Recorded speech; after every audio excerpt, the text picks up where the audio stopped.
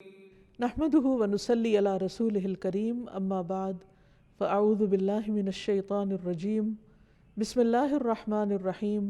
رب اشرح لي صدري ويسر لي امري واحلل عقدة من لساني يفقهوا قولي۔ ناظرین، پروگرام اللہ کے خوبصورت نام کے ساتھ آپ کی خدمت میں حاضر ہوں۔ آج انشاءاللہ العزیز ہم اللہ سبحانہ وتعالیٰ کے نام الالہ پر بات کریں گے۔ الالہ کا معنی ہے معبود، خاص معبود۔ معبود کون؟ جس کی عبادت کی جائے۔ اللہ سبحانہ وتعالیٰ کی عبادت، اسی سے محبت اور اسی کے آگے جھکنا اور اس کے سامنے عاجزی کا اظہار۔ وہ کیوں؟ وہ اس لیے کہ انسان اپنی فطرت کے اعتبار سے مجبور ہے کہ وہ اپنے سے بڑے کے آگے جھکے۔ اسے کسی نہ کسی کے آگے ضرور جھکنا ہے، کیونکہ وہ اس کے اندر یہ مادہ موجود ہے، وہ اس کے بغیر رہ نہیں سکتا، اس کے بغیر اس کی تکمیل نہیں ہوتی۔ انسان ہمیشہ یہ چاہتا ہے کہ وہ کسی سے شدید محبت کرے، کسی کے آگے جھکے، کسی کا سہارا لے، کسی کو اپنے غم اور رنج کی حالت میں پکارے، کوئی ہو جو ہر حال میں اس کی سننے والا ہو، جو اس کا دکھ دور کرنے والا ہو۔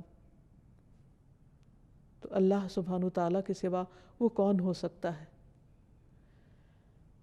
جب سے انسان پیدا ہوا ہے اور انسانی تاریخ میں جو مختلف ادوار آئے ہیں، اس میں لوگوں نے اللہ سبحانہ وتعالیٰ کو معبود تو مانا، لیکن اس کے ساتھ دوسروں کو بھی الہ مان لیا، یعنی ظاہر میں نظر آنے والی چیزوں کو بھی انہوں نے اپنا سہارا بنا لیا۔ کوئی درخت کے آگے جھکا تو کوئی پہاڑ کے آگے جھک گیا، کوئی سمندر سے خوف کھا کر اس کے آگے جھکنے لگا، کسی نے آگ کو اپنا خدا مان لیا اور وہ اس کی عبادت کرنے لگا۔ گویا جس چیز سے وہ ڈرا یا جس چیز سے وہ حیران ہوا یا جس چیز نے اس کو امپریس کیا یا انفلوئنس کیا یا جس چیز کے لیے اس کے دل کے اندر ایک خاص کیفیت پیدا ہوئی، اس نے اسی کو اپنا معبود بنا لیا۔ لیکن اللہ سبحانہ وتعالیٰ فرماتے ہیں وَإِلَٰهُكُمْ إِلَٰهٌ وَاحِدٌ لَا إِلَٰهَ إِلَّا هُوَ الرَّحْمَٰنُ الرَّحِيمُ۔ سورۃ البقرہ آیت 63 ہے، اور تمہارا معبود، تمہارا الہ بس ایک ہی الہ ہے، وہ جس نے ان سب چیزوں کو پیدا کیا ہے۔ مخلوق الہ نہیں ہو سکتی۔ الہ تو وہی ہو سکتا ہے کہ جس کے سب تابع ہوں، جس کے آگے پوری کائنات جھکی ہوئی ہو۔ فرمایا اس کے سوا کوئی اور معبود نہیں، وہ بے حد رحم کرنے والا، نہایت مہربان ہے۔ عربی زبان میں الہ کا لفظ اللہ سبحانہ تعالیٰ کے لیے استعمال ہوتا ہے، تو اس آیت سے پتہ یہ چلتا ہے کہ اللہ سبحانہ تعالیٰ اپنی الہیت میں منفرد ہے، یکتا ہے، اکیلا ہے، اور الوہیت کے اندر یعنی الہ ہونے کے اندر کمال علم، کمال قدرت، کمال رحمت اور کمال حکمت کے معنی پائے جاتے ہیں۔ یعنی وہی الہ ہو سکتا ہے جس کا علم کامل ہو، جس کی قدرت کامل ہو، جس کی رحمت کامل ہو، جس کی حکمت کامل ہو، اور اس میں کسی قسم کا کوئی نقص نہ پایا جاتا ہو۔ اور یہ تمام صفات صرف اور صرف اللہ سبحانہ تعالیٰ کے اندر ہی ہیں۔ اسی لیے وہی دراصل الہ ہے، وہی معبود ہے، اور وہی عبادت کے لائق ہے، عبادت کا حقدار ہے، کیونکہ کسی اور کے اندر یہ صفات اس درجے میں پائی ہی نہیں جاتی۔ تو یہ صفات اس بات کا تقاضا کرتی ہیں کہ ایک انسان اللہ ہی کو اپنا محبوب سمجھے اور انتہا درجے کی محبت صرف اسی کے ساتھ کرے، انتہا درجے میں صرف اسی کے آگے جھکے، اپنا سر اور اپنی پیشانی صرف اسی کے سامنے ٹکائے، کچھ مانگے تو صرف اسی سے مانگے، اسی کے آگے ہاتھ پھیلائے اور کسی اور کے آگے نہیں۔ سورۃ الانبیاء میں اللہ تعالیٰ فرماتے ہیں لا الہ الا انا فاعبدونی، میرے سوا کوئی معبود نہیں، لہٰذا تم میری ہی عبادت کرو، یعنی مانگو تو مجھ سے مانگو، جھکو تو میرے آگے جھکو، اس لیے کہ وہ دینے پہ قادر ہے، وہ اتنا عظیم ہے کہ اس کے آگے جھکنا انسان کے لیے باعث عزت ہے، باعث ذلت نہیں، کیونکہ انسان جب اپنے سے چھوٹی چیز کے آگے جھکتا ہے تو یہ جھکنا اس کے لیے باعث ذلت ہے۔ اسی طرح ایک سورۃ طٰہٰ میں فرمایا اننی انا اللہ لا الہ الا انا فاعبدونی، اننی انا اللہ لا الہ الا انا فاعبدنی، بے شک میں ہی اللہ ہوں، میرے سوا کوئی معبود نہیں، بس تم میری ہی عبادت کرو۔ اللہ سبحانہ وتعالیٰ کے لیے الہ کے علاوہ رب کا بھی لفظ آتا ہے، یعنی رب بھی اللہ کے ناموں میں سے ایک نام ہے، لیکن ان دونوں میں فرق ہے۔ رب کا مطلب ہے مخلوق کو پیدا کرنے والا، اس کو رزق دینے والا، اس کا انتظام کرنے والا، لیکن الہ کا مطلب ہے جو عبادت کے مستحق ہے، یعنی جس کی عبادت کی جائے، جس کی تعظیم کی جائے، جس کے آگے عاجزی اور انکساری کا اظہار کیا جائے۔ تو عبادت حقیقت میں محبت، اطاعت،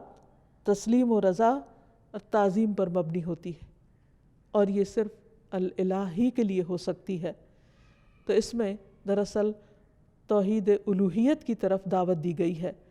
اور جہاں الہ کا لفظ آیا ہے وہاں ساتھ شرک کی نفی بھی کی گئی ہے کہ لا الہ الا انت یا لا الہ الا اللہ۔ پھر یہ ہے کہ اللہ سبحانہ وتعالیٰ نے اپنا یہ نام خود رکھا ہے، اضافت کے ساتھ بھی اور اس کے بغیر بھی، اور حقیقت یہ ہے کہ تمام انبیاء بھی اس نام کو استعمال کرتے رہے ہیں۔ ہم دیکھتے ہیں کہ سورۃ البقرہ میں اللہ تعالیٰ کا ارشاد ہے، اللہ تعالیٰ جب یعقوب علیہ السلام کی وفات کا وقت ذکر کرتے ہیں کہ ام کنتم شہداء اذ حضر یعقوب الموت اذ قال لبنیہ ما تعبدون من بعدی، کیا تم حاضر تھے اس وقت جب یعقوب کو موت آئی، جب اس نے اپنے بچوں سے کہا کہ میرے بعد تم کس کی عبادت کرو گے، کس کے آگے جھکو گے؟ تو انہوں نے کیا کہا؟ نعبد الہک و الہ آبائک ابراہیم و اسماعیل و اسحاق الہا واحدا ونحن لہ مسلمون، ہم تیرے معبود نعبد الہک، اس کی عبادت کریں گے۔ یہاں بھی لفظ الہ استعمال ہوا ہے کہ جب عبادت کی بات ہے تو پھر ساتھ ہی الہ کا لفظ آ جاتا ہے کہ وہ خاص معبود جو عبادت کا مستحق ہے۔ تو تیرے معبود اور تیرے آبا یعنی ابراہیم، اسماعیل، اسحاق، ان سب کے الہ کی جو ایک ہی الہ ہے اس کی ہم سب عبادت کریں گے۔ تو گویا یعقوب علیہ السلام اپنی اولاد کو ایک اللہ الہ کی عبادت کی تاکید کر کے گئے، وصیت کر کے گئے۔ پھر اسی طرح اللہ کا نام الہ اللہ تعالیٰ کی ذات اور اس کی صفات پر دلالت کرتا ہے، یعنی اللہ تعالیٰ کا یہ نام جو ہے وہ اس کی صفات کو بھی بیان کرتا ہے، اور حقیقت یہ ہے کہ یہ صرف اللہ سبحانہ وتعالیٰ ہی کے لیے ہے۔ یہاں یہ بات بھی یاد رہے کہ اللہ سبحانہ وتعالیٰ نے خود اپنے ساتھ دوسرے الہوں کا انکار کیا ہے۔ قرآن مجید میں اللہ تعالیٰ فرماتے ہیں سورۃ المؤمنون میں مَتَّخَذَ اللَّهُ مِن وَلَدٍ، اللہ نے کوئی اولاد نہیں بنائی، وَمَا كَانَ مَعَهُ مِنْ إِلَٰهٍ، اور اس کے ساتھ کبھی کوئی الہ رہا ہی نہیں، کوئی اور الہ ہے ہی نہیں، نہ تھا نہ ہے اور نہ کبھی ہو سکتا ہے۔ کیوں؟ اس کے لیے بہت خوبصورت دلیل دی گئی کہ اِذًا لَذَهَبَ كُلُّ إِلَٰهٍ بِمَا خَلَقَ، اگر کوئی اور الہ ہوتا تو وہ جو اس نے بنایا ہوتا وہ اپنے ساتھ لے جاتا، یہ باہم کلیش بھی ہوتا۔ وَلَعَلَىٰ بَعْضُهُمْ عَلَىٰ بَعْضٍ،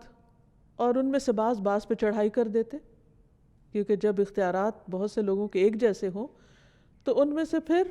وہ دوسروں سے آگے بڑھنے کے لیے ان کو ہرانے کی کوشش کرے گا۔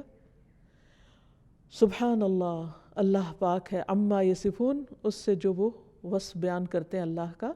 یعنی اللہ سبحانہ تعالیٰ کے ساتھ کوئی اور الہ ہو ہی نہیں سکتا، کیونکہ کوئی اور ایسی صفات کے لائق ہی نہیں اور کوئی معبود ہے ہی نہیں۔ عبادت کا مستحق صرف اللہ ہے۔ تمام انبیاء نے اسی کی دعوت دی ہے، اعبد اللہ ما لکم من الہ غیرہ، اللہ کی عبادت کرو، اس کے سوا تمہارا کوئی الہ نہیں۔ واعبدوا اللہ ولا تشرکوا بہ شیئا، اور اللہ کی عبادت کرو اور اس کے ساتھ کسی کو شریک نہ ٹھہراؤ، کیونکہ ہماری زندگی کا مقصد ہی عبادت ہے اور عبادت اللہ کا حق ہے، اس لیے ہمیں سوچ سمجھ کر اس حق کو ادا کرنا ہے۔ ایسا نہ ہو کہ ہم کوشش بھی کریں، محنت بھی کریں، لیکن وہ اس کے ہاں قبول نہ ہو جس نے دراصل ہمیں پیدا ہی اس کام کے لیے کیا ہے۔ معاذ رضی اللہ عنہ سے مروی ہے کہ نبی صلی اللہ علیہ وسلم جس گدھے پر سوار تھے، میں اس کے اوپر آپ کے ساتھ پیچھے بیٹھا ہوا تھا، سواری کر کے کہیں جا رہے تھے۔ اس گدھے کا نام عفیر تھا۔ آپ نے فرمایا، اے معاذ، کیا تمہیں معلوم ہے کہ اللہ تعالیٰ کا حق اپنے بندوں پر کیا ہے اور بندوں کا حق اللہ تعالیٰ پر کیا ہے؟ میں نے کہا کہ اللہ اور اس کا رسول ہی زیادہ جانتے ہیں۔ آپ نے فرمایا، اللہ کا حق اپنے بندوں پر یہ ہے کہ وہ اس کی عبادت کریں اور اس کے ساتھ کسی دوسرے کو شریک نہ ٹھہرائیں، اور بندوں کا حق اللہ پر یہ ہے کہ جو بندہ اللہ کے ساتھ کسی کو شریک نہ ٹھہرائے اللہ اسے عذاب نہ دے۔ یعنی جو شخص توحید پر ہو پھر اللہ سبحانہ وتعالیٰ اس کو اپنے عذاب سے، سزا سے محفوظ رکھیں۔ پھر یہ ہے کہ اللہ تعالیٰ کو راضی کرنے کے لیے ضروری ہے کہ ہم صرف اسی کی عبادت کریں اور اس کے ساتھ کسی کو شریک نہ ٹھہرائیں اور اللہ کی رسی کو مضبوطی سے تھامے رکھیں اور کسی تفرقہ بازی کا شکار نہ ہوں۔ پھر یہ بھی یاد رہے کہ جو شخص اللہ کو اپنا الہ مان لیتا ہے وہ سلامت رہتا ہے۔ قرآن مجید میں آتا ہے، الذین آمنوا ولم یلبسوا ایمانہم بظلم اولئک لہم الامن وہم مہتدون۔ جو لوگ ایمان لائے پھر اپنے ایمان کو ظلم یعنی شرک سے آلودہ نہیں کیا، یعنی اللہ کا حق عبادت کسی اور کو نہیں دیا، اس کے ساتھ کسی اور کو شریک نہیں کیا عبادت میں، یہی لوگ قیامت کے دن امن میں رہیں گے اور دنیا اور آخرت میں یہی لوگ ہدایت یافتہ ہوں گے۔ پھر اگر کوئی شخص اللہ سبحانہ وتعالیٰ کی حفاظت حاصل کرنا چاہتا ہے، یعنی اس کے عذاب سے اللہ کی پناہ میں رہنا چاہتا ہے، تو اس کے لیے بھی یہی ضروری ہے کہ وہ الہ ہی کی عبادت کرے۔ رسول اللہ صلی اللہ علیہ وسلم نے حضرت معاذ سے فرمایا تھا، احفظ اللہ یحفظ کا، اے معاذ اللہ کی حفاظت کرو، یعنی اس کے حقوق کی حفاظت کرو، اس کی عبادت میں کسی کو شریک نہ کرو۔ یحفظ کا، وہ اللہ تمہاری حفاظت کرے گا۔ احفظ اللہ تجدہ تجاہک، اللہ کی حفاظت کرو یعنی اللہ کے حق کی حفاظت کرو۔ تجدہ تجاہک، تم اسے اپنے سامنے پاؤ گے۔ پھر جب تمہیں اس سے کوئی کام ہوگا، ضرورت ہوگی، تم اس کو پکارو گے، اور پکارنا بھی تو عبادت ہے، تو وہ تمہاری پکار سنے گا، تمہاری مدد کرے گا اور تمہاری محتاجی کو بھی دور کرے گا۔ عام طور پر ہم یہ سمجھتے ہیں کہ اگر ہم اللہ سبحانہ وتعالیٰ کی عبادت کریں گے تو شاید زندگی ہم پر مشکل ہو جائے، ہمارے حالات تنگ ہو جائیں، یا پھر ہمارے لیے دنیا کے کام کاج کا وقت نہ بچے۔ حالانکہ حقیقت اس کے برعکس ہے۔ اللہ تعالیٰ فرماتے ہیں، حدیث قدسی ہے، اے ابن آدم، یعنی اے آدم کی اولاد، تم اپنے آپ کو میری عبادت کے لیے فارغ کر لو، یعنی میری عبادت کے لیے بھی وقت نکالو، میں تمہارے دل کو بے نیازی سے بھر دوں گا، یعنی تمہیں ایک خاص قسم کی سیٹسفیکشن عطا کروں گا۔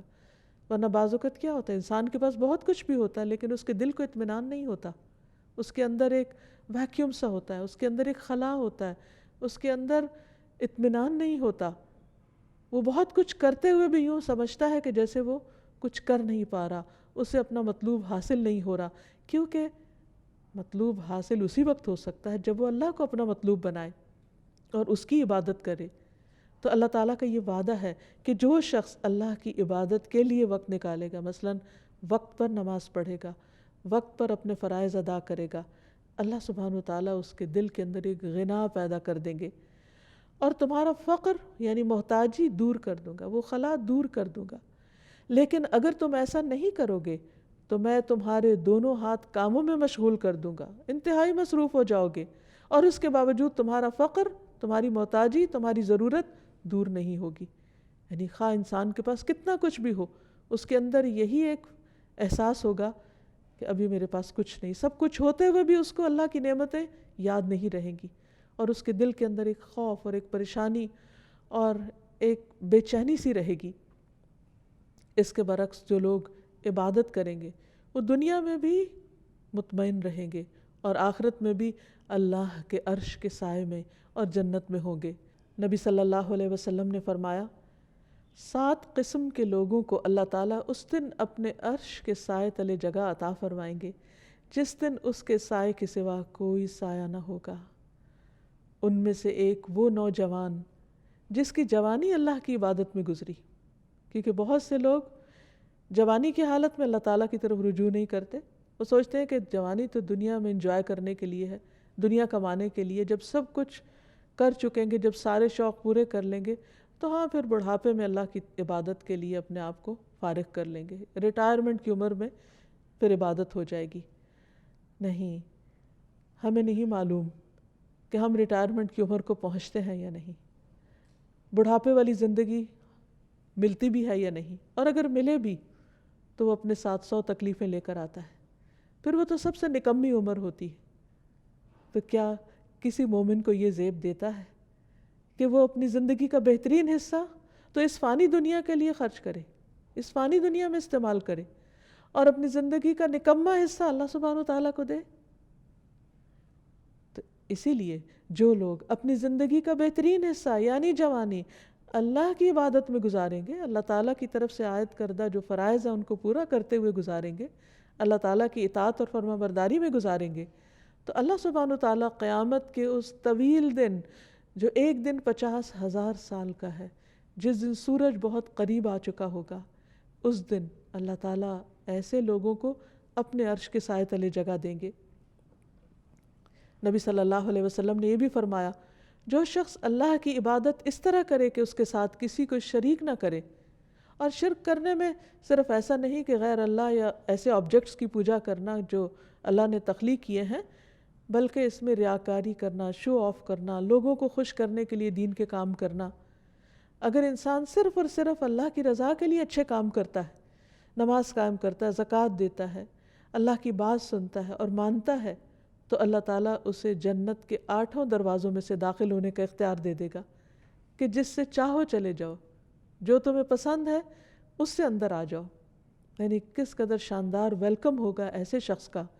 جو دنیا میں شوق سے، رضا سے، خوشی سے اللہ کی طرف دوڑتا ہے، اللہ کی عبادت کرتا ہے۔ تو یہاں یاد رہے کہ عبادت کے 2 اہم اصول بھی ہیں، اور جب تک یہ 2 چیزیں عبادت میں شامل نہ ہوں اس وقت تک عبادت کا حق ادا نہیں ہوتا۔ پہلی چیز اخلاص ہے کہ انسان جو کچھ اللہ کے لیے کرے بس وہ پھر اللہ ہی کے لیے کرے، کسی اور کے لیے نہیں کرے، اس کی نیت صرف اللہ کے لیے خالص ہو، وہ اس کو خوش کرنے کے لیے، اس کی رضا کے لیے، اس کی محبت حاصل کرنے کے لیے، اس کے دیدار کی خاطر ہر عمل کرے۔ اور دوسری چیز، جس چیز کو وہ خاص عبادت سمجھ کے کرتا ہے اسے رسول اللہ صلی اللہ علیہ وسلم کے طریقے کے مطابق کرے، کیونکہ جب عمل خالص ہوگا تو وہ اس کی باطن کی خوبصورتی کی دلیل ہے۔ اور جو شخص سنت کی پیروی کرتا ہے تو نبی صلی اللہ علیہ وسلم کا عمل سب سے خوبصورت عمل تھا۔ اللہ سبحانہ تعالیٰ نے آپ کو اسوۃ حسنہ بنا کر بھیجا، لقد کان لکم فی رسول اللہ اسوۃ حسنہ، تمہارے لیے اللہ کے رسول صلی اللہ علیہ وسلم کی زندگی میں خوبصورت نمونہ ہے۔ تو یہ خوبصورت نمونہ جب کوئی شخص اختیار کرتا ہے تو اس کی زندگی حقیقت میں خوبصورت ہو جاتی،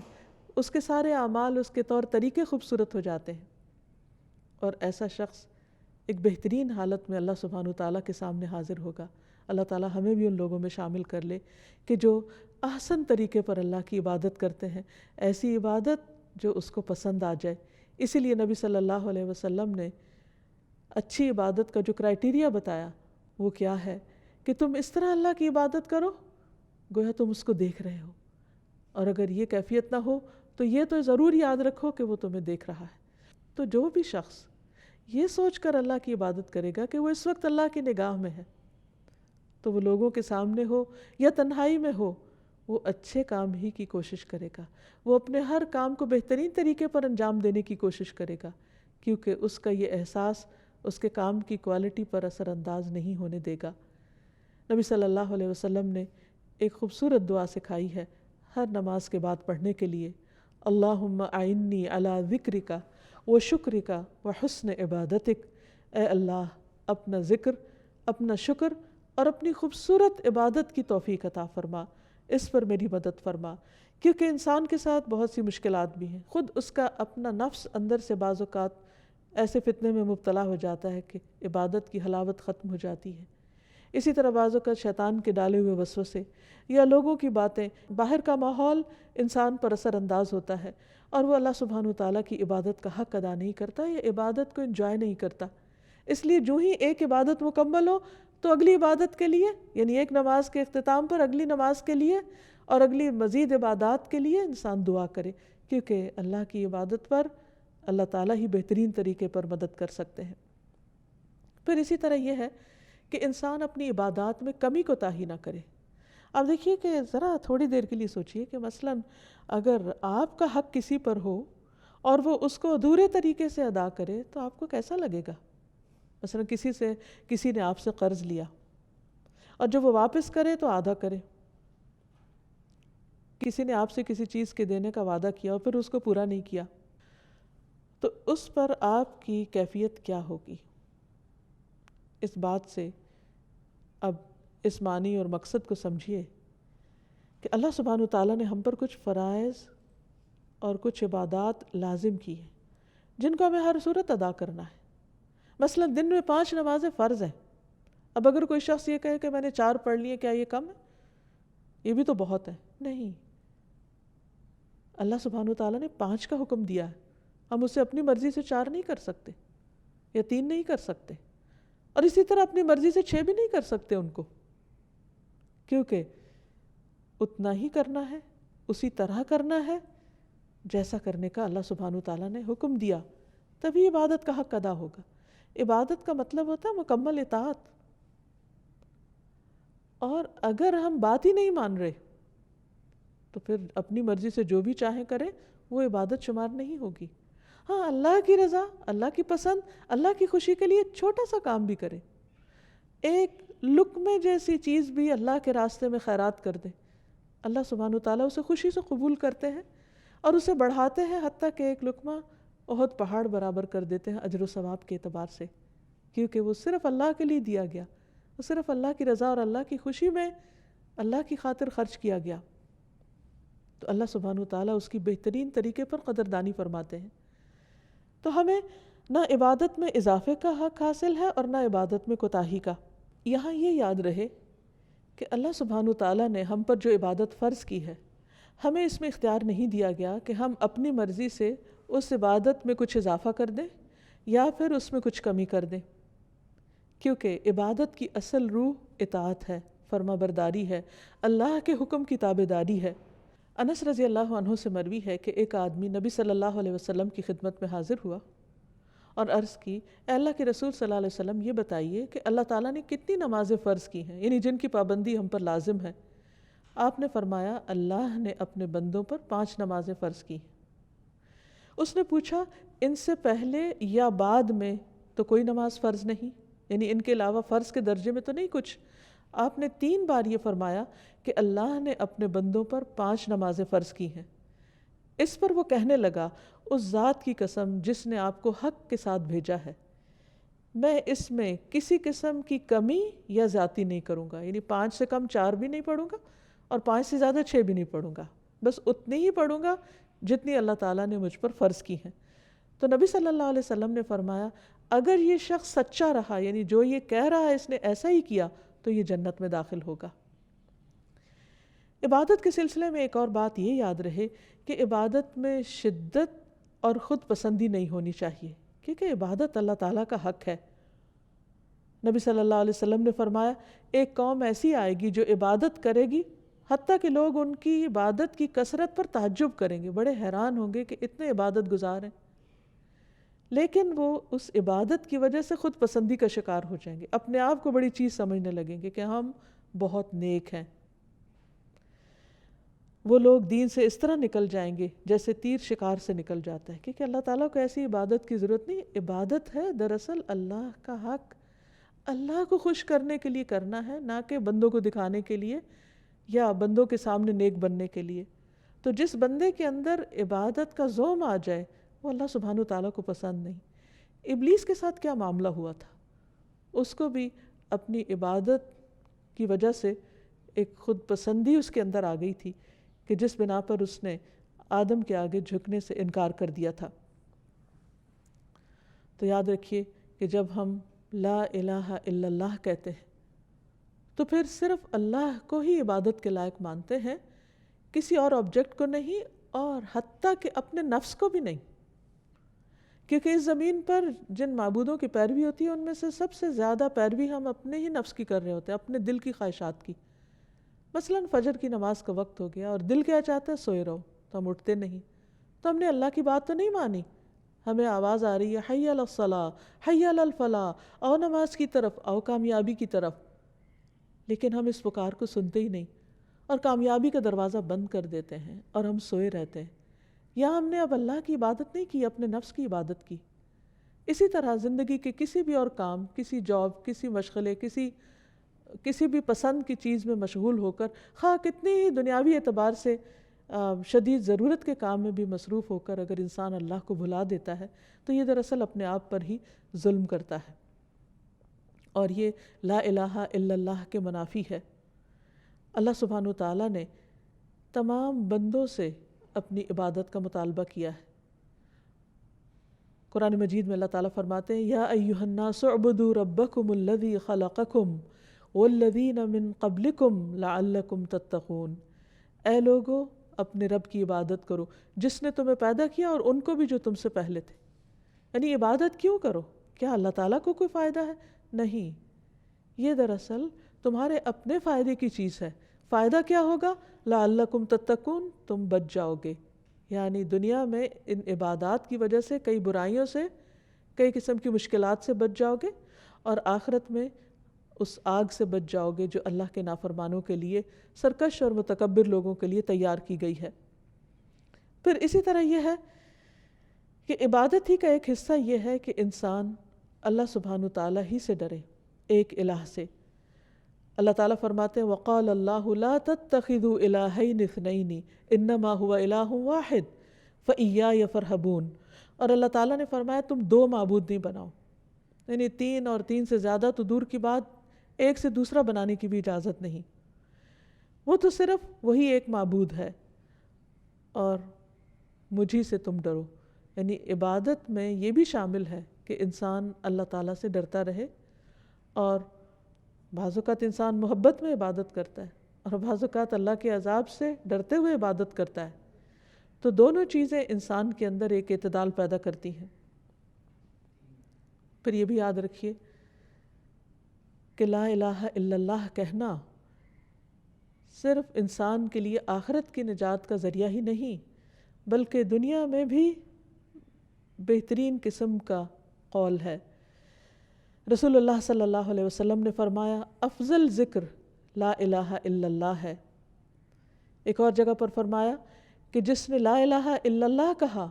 تو ایک دن یہ کلمہ اسے مصیبتوں سے نجات دلائے گا، اس سے پہلے جو کچھ ہو چکا سو ہو چکا، لیکن لا الہ الا اللہ کہنے سے اس کی نجات ہو جائے گی۔ جو شخص سچے دل سے اللہ کو پکارے اس پر آسمان کے دروازے کھل جاتے ہیں۔ ابو ہریرہ رضی اللہ عنہ کہتے ہیں کہ نبی صلی اللہ علیہ وسلم نے فرمایا جب بھی بندہ خالص ہو کر لا الہ الا اللہ کہتا ہے تو اس پر آسمان کے دروازے کھول دیے جاتے ہیں، یہاں تک کہ یہ کلمہ عرش تک پہنچ جاتا ہے۔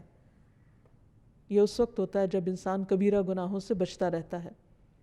نبی صلی اللہ علیہ وسلم نے فرمایا جس نے لا الہ الا اللہ وحدہ لا شریک لہ لہ الملک و لہ الحمد وہو علی کل شیء قدیر پڑھا اور خالص ہو کر کہا، زبان سے اس کی تصدیق کی، تو اس کے لیے آسمان کے دروازے کھول دیے جاتے ہیں، حتیٰ کہ اللہ تعالیٰ زمین میں اس کہنے والے کی طرف دیکھتا ہے، یعنی کس نے یہ کلمہ کہا، اور جس کی طرف اللہ تعالیٰ نے دیکھ لیا اس بندے کا یہ حق ہے کہ اللہ تعالیٰ اس کا مطالبہ اس کو عطا کر دے۔ اسی لیے نبی صلی اللہ علیہ وسلم نے یہ بہت ہی خوبصورت بات ہمیں بتائی کہ عرفہ کے دن کی بہترین دعا جو تمام انبیاء نے مانگی وہ ہے لا الہ الا اللہ وحدہ لا شریک لہ لہ الملک و لہ الحمد وہو علی کل شیء قدیر۔ اس میں اللہ سبحانہ تعالیٰ کی وحدانیت کا ذکر بھی ہے، شرک کی نفی بھی ہے، اللہ سبحانہ تعالیٰ کی تعریف کی بات بھی ہے، اور اس کی قدرت کا اقرار بھی ہے کہ وہی ہر چیز پر قدرت رکھتا ہے۔ اس میں آپ دیکھیے براہ راست کچھ بھی نہیں مانگا گیا، صرف اللہ سبحانہ وتعالیٰ کی وحدانیت اور اس کی تعریف کا ذکر ہے۔ تو جو شخص یہ کلمہ پڑھ لیتا ہے تو اللہ سبحانہ وتعالیٰ اس پر نظر رحمت فرما دیتے ہیں۔ پھر یہ کلمہ صرف زندگی میں نہیں، صرف مشکلات میں نہیں، مرنے والا اگر مرتے وقت پڑھتا ہے تو اس کے لیے جنت کا وعدہ ہے۔ رسول اللہ صلی اللہ علیہ وسلم نے فرمایا اپنے مرنے والوں کو لا الہ الا اللہ کی تلقین کیا کرو، کیونکہ اس کلمے پہ موت آنے پر جنت میں داخلہ اور جہنم حرام کر دی جاتی ہے۔ یہ کلمہ اللہ کے ہاں حجت بنتا ہے، نبی صلی اللہ علیہ وسلم کی شفاعت کا ذریعہ ہے، اور اس کلمے کا وزن ہر چیز سے زیادہ ہے۔ نوف رضی اللہ عنہ کہتے ہیں کہ اگر آسمان و زمین اور ان کے درمیان کی تمام چیزوں کو ترازو کے ایک پلڑے میں رکھ دیا جائے اور دوسرے پلڑے میں صرف لا الہ الا اللہ رکھ دیا جائے تو وہ دوسرا پلڑا جھک جائے گا۔ اسی لیے اگر کسی شخص نے سچے دل سے لا الہ الا اللہ پڑھا ہو اور ہر شرک سے نفی کی ہو تو قیامت کے دن یہی ایک کلمہ اس کی نجات کا ذریعہ بن جائے گا۔ اور اگر کوئی اپنے گناہوں کی وجہ سے دوزخ کی آگ میں گیا بھی تو اس لا الہ الا اللہ کی وجہ سے اس کو وہاں سے بالآخر نکال لیا جائے گا، خواہ اس نے بڑے بڑے گناہ کیے ہوں، لیکن ان گناہوں کی سزا بھگتنے کے بعد یہ کلمہ اس کی نجات کا ذریعہ بنے گا۔ تو حقیقت یہ ہے کہ اللہ سبحانہ وتعالیٰ کا یہ نام یعنی الالہ، اس کے ساتھ جب اللہ کو پکارا جاتا ہے تو انسان کی دعا قبول ہوتی۔ اسی لیے نبی صلی اللہ علیہ وسلم کو خاص طور پر حکم دیا گیا قل اعوذ برب الناس ملک الناس الہ الناس من شر الوسواس الخناس الذی یوسوس فی صدور الناس من الجنۃ والناس۔ آپ کہہ دیجئے میں پناہ لیتا ہوں لوگوں کے رب کی، لوگوں کے بادشاہ کی، لوگوں کے الہ، لوگوں کے معبود کی، وسوسہ ڈالنے والے کے شر سے جو پلٹ پلٹ کر آنے والا ہے، جو لوگوں کے سینوں میں وسوسے ڈالتا ہے۔ پھر ہم دیکھتے ہیں کہ یونس علیہ السلام جب مچھلی کے پیٹ میں چلے گئے اور انتہائی غم کی حالت میں تھے، اس وقت جب انہوں نے اسی کلمے کے ذریعے اللہ کو پکارا تو اللہ سبحانہ وتعالیٰ نے ان کا غم دور کر دیا، انہیں اس بڑی مشکل سے نجات دی۔ اور وہ کلمہ کیا ہے؟ وَذَا النُّونِ إِذ ذَهَبَ مُغَاضِبًا فَظَنَّ أَن لَّن نَّقْدِرَ عَلَيْهِ فَنَادَىٰ فِي الظُّلُمَاتِ أَن لَّا إِلَٰهَ إِلَّا أَنتَ سُبْحَانَكَ إِنِّي كُنتُ مِنَ الظَّالِمِينَ۔ اور مچھلی والے کو جب وہ غصے سے بھرا ہوا چلا گیا، بس اس نے سمجھا کہ ہم اس پر گرفت تنگ نہ کریں گے، تو اس نے اندھیروں میں پکارا کہ تیرے سوا کوئی معبود نہیں، صرف اس الالہ کو پکارا، تو پاک ہے، یقیناً میں ظلم کرنے والوں میں سے ہو گیا ہوں۔ تو اللہ سبحانہ وتعالیٰ نے انہیں وہاں سے نجات دی، اور باقی سب مومنوں کو بھی بشارت دی وَكَذَلِكَ نُنْجِي الْمُؤْمِنِينَ، کہ باقی مومنوں کو بھی ہم اسی طرح نجات دیں گے۔ اسی لیے نبی صلی اللہ علیہ وسلم جب کسی کرب کی حالت میں ہوتے، تکلیف کی حالت میں ہوتے تو پڑھتے لا الہ الا اللہ العظیم الحلیم، لا الہ الا اللہ رب العرش العظیم، لا الہ الا اللہ رب السماوات ورب الارض ورب العرش الکریم۔ اللہ صاحب عظمت اور بردبار کے سوا کوئی معبود نہیں، اللہ کے سوا کوئی معبود نہیں جو عرش عظیم کا رب ہے، اللہ کے سوا کوئی معبود نہیں جو آسمانوں اور زمین کا رب ہے اور عرش کریم کا رب ہے۔ تو جو شخص تنگی اور تکلیف میں اس دعا کو پڑھے گا، اللہ سبحانہ وتعالیٰ اس کی تکلیف کو دور کر دے گا، کیونکہ نبی صلی اللہ علیہ وسلم اس دعا کو پڑھا کرتے تھے۔ پھر سید الاستغفار میں بھی جب ایک بندہ کہتا ہے اللہم انت ربی لا الہ الا انت خلقتنی وانا عبدک وانا علی عہدک ووعدک ما استطعت اعوذ بک من شر ما صنعت ابوء لک بنعمتک علی وابوء بذنبی فاغفر لی فانہ لا یغفر الذنوب الا انت۔ اے اللہ، آپ میرے رب ہیں، آپ کے علاوہ کوئی الہ نہیں، کوئی معبود نہیں، آپ نے مجھے پیدا کیا، میں آپ کا بندہ ہوں، اپنے عہد اور وعدے پر قائم ہوں، جتنی بھی مجھ میں استطاعت ہے، جتنی بھی ہمت ہے، میں آپ کے احسانات کا اقرار کرتا ہوں اور اپنے گناہوں کا بھی اعتراف کرتا ہوں، آپ مجھے بخش دیجئے، کیونکہ آپ کے علاوہ گناہوں کو کوئی بھی معاف نہیں کر سکتا۔ تو جو شخص اس کلمے کو پڑھتا ہے، اس استغفار کو پڑھتا ہے، جس کو سید الاستغفار، استغفار کا سردار کہا گیا، تو اگر شام کے وقت پڑھتا ہے اور رات کو ڈیتھ ہو جاتی ہے تو اللہ تعالیٰ اس کے سارے گناہ معاف کر دیں گے، اس کو جنت میں داخل کریں گے۔ اسی طرح صبح سویرے اگر کوئی پڑھتا ہے تو رات میں اگر کوئی غلطی ہو گئی تو اللہ تعالیٰ اس کو معاف فرما دیں گے اور اس کو جنت میں داخل کرنے کا وعدہ کیا گیا ہے۔ تو حقیقت یہ ہے کہ انسان پر اللہ کا حق یہ ہے کہ انسان خالص ہو کر اس کی عبادت کرے اور ہر مشکل میں اسی کو پکارے اور اس کے اس نام کا واسطہ دے کر پکارے، تو انشاءاللہ اس کی دعائیں قبول ہوں گی۔ اللہ تعالیٰ ہمیں اس عمل کی توفیق عطا فرمائے۔ وآخر دعوانا ان الحمد للہ رب العالمین۔ سبحانک اللہم وبحمدک، اشہد ان لا الہ الا انت، استغفرک واتوب الیک۔ السلام علیکم ورحمۃ اللہ وبرکاتہ۔